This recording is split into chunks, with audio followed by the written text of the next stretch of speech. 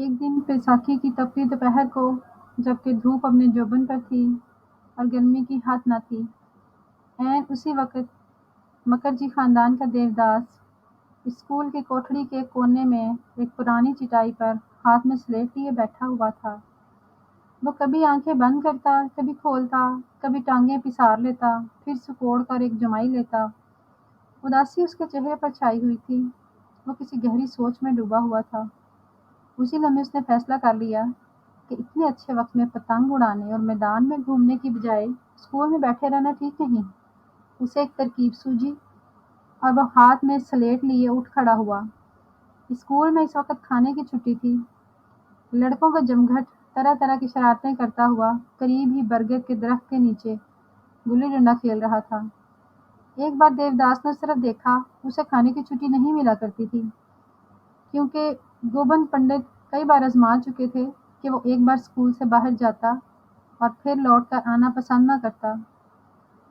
اس کے والد صاحب کی طرف سے بھی یہ ممانعت تھی۔ انہی وجوہات سے یہ طے ہوا تھا کہ چھٹی کے دوران وہ اپنی جماعت کے مانیٹر بھولو کی نگرانی میں رہا کرے۔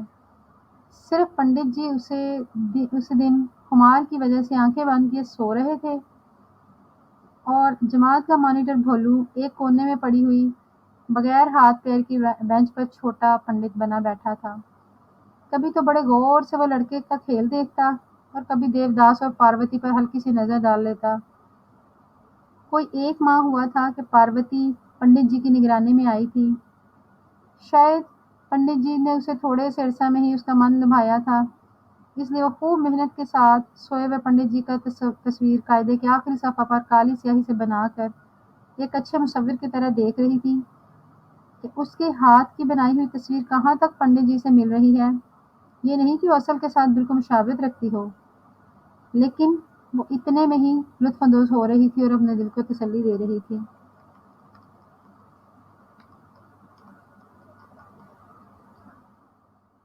عین اسی وقت دیوداس ہاتھ میں سلیٹ لیے کھڑا ہوا اور بولا، بھولو سے چلا کر بولا، سوال حل نہیں ہو رہا ہے۔ بھولو نے برا سا منہ بنا کر کہا، کون سا سوال؟ من، سیر، چٹان کا۔ لاؤ ذرا سلیٹ تو دیکھوں۔ بات یہ ہے کہ ان کاموں میں اس کے ہاتھ میں سلیٹ ملنے کی دیر رہتی ہے۔ اس کے ہاتھ میں سلیٹ دے کر دیوداس پاس ہی کھڑا ہو گیا۔ بھولو یہ بولتا ہوا لکھنے لگا، 1 من تیل کی قیمت اگر 14 روپے تو آنے 3 پائی ہو تو۔ ٹھیک اسی وقت ایک حادثہ ہوا۔ اس بینچ پر جہاں جماعت کا مانیٹر اپنے رتبے کے مطابق 3 سال سے بیٹھتا چلا آ رہا تھا، اس کے پیچھے چونے کا ایک ڈھیر لگا ہوا تھا۔ اسے پنڈت جی نے نہ جانے کب سے اور کہاں سے سستے داموں میں خرید کر رکھا تھا۔ ان کا خیال تھا کہ اچھے دن آتے ہی پکا مکان اور دلان بنائیں گے۔ یہ نہیں معلوم کہ وہ اچھے دن کب آئیں اور آئیں بھی یا نہیں، لیکن اس سفید چونے کی طرف ان کی حفاظت اور دیکھ بھال میں کبھی کمی نہیں ہوتی تھی۔ دنیا میں انجان و انجام سے بے خبر کوئی لڑکا بھی اس چونے کا ایک ذرہ بھی برباد نہ کر سکتا تھا۔ اس لیے انہوں نے پیارے چیلے شری بھولا ناتھ کو اس قیمتی چیز کی حفاظت کے لیے بٹھایا ہوا تھا اور وہ اس بینچ پر بیٹھ کر اس قیمتی شے کی حفاظت کیا کرتا تھا۔ بھولا ناتھ لکھ رہا تھا، 1 من تیل کا دام اگر 14 روپے فی آنے ہو، 9 آنے 3 پائی ہو اور ارے باپ رے!